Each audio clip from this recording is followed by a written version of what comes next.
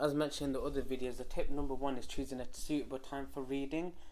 So, everything else is scheduled around those studies, and choose a suitable place at ease.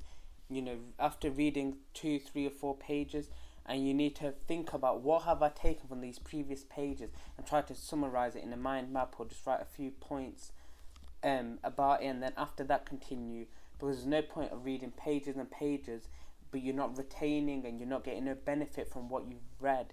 So what you're reading is really important that you, once you've read a paragraph or 2 paragraphs or a passage of the text, before you move on to the next page, write down what are the key things I've taken away from what this author is saying, and then when you begin the reading for the next day, go over what you did the day before. And then tip number 3 is seek advice about books. You may come across a book and you think it's really good, so choose books that are more summarized and easier books, because you could come across a book which is more summarized of that same book that you've spent hours and hours reading, and it's gave you wasted your time. So that's really important as well. And tip number 4 is begin with the small books first, because the first books and the smaller books is concise, and that builds those foundations of acquiring knowledge and understanding the matters, whereas the larger chunks of books get more complicated with the matters related to Aqidah, fiqh, tafsir, etc. So learning the actual basic foundations of tafsir, which I am going to be going through as well, is really important in a series as well, so for the other sciences as well, so it's really important. And tip number 6 is record the day and the date that you begin reading, and the day and date when you finished reading that book. In the cover page, write the start date, in the back of the book write the end date. This is the practice of many of the people of knowledge, as it increases their motivations, and you're able to reflect over how long it took you to read this book, how long it took you to reflect, what changes can be made to minimize the time you're spending on a book, and it helps to preserve and protect your time. Number 7, of course, is really important. Avoid diversions when reading. So while reading, you might come across a word that you don't understand. You might come across a hadith that you don't understand. So for example, while reading, you might come across a word that you don't understand. The word can either be a word that you don't understand, but you don't know, but you understand the context of what it's saying, but that particular word is just what you don't understand. So you continue reading. It can be a word that you don't understand, nor do you understand the sentence, because you just don't understand the word, and that is the basis of that sentence.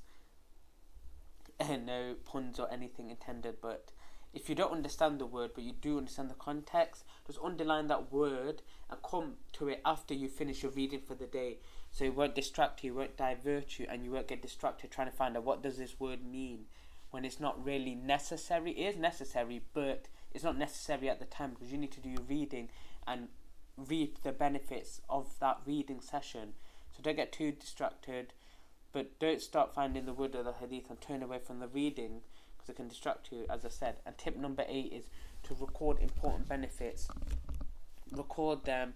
Make sure to have a pen and highlighter, and when you come across them, make a note of them in the margin, or even if you have a separate notebook, that's better. You can record the benefits, what you've acquired from this book, so that when you want to see an overview of this book, these are the key benefits from that book, rather than having pages and pages of irrelevant information or things that are not as important as those key benefits. Tip number 9 is group reading sessions.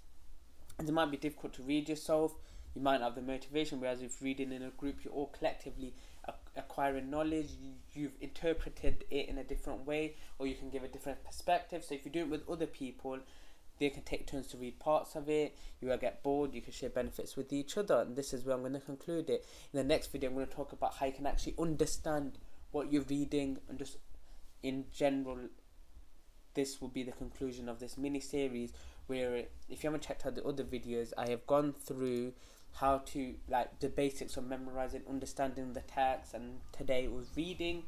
Next time it's going to be on how to understand that.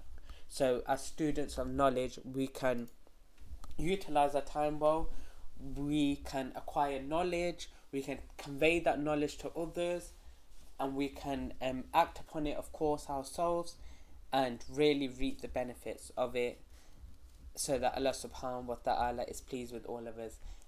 أقول قولي هذا وصلى الله وبارك على نبينا محمد. أستغفر الله. السلام عليكم ورحمة الله وبركاته.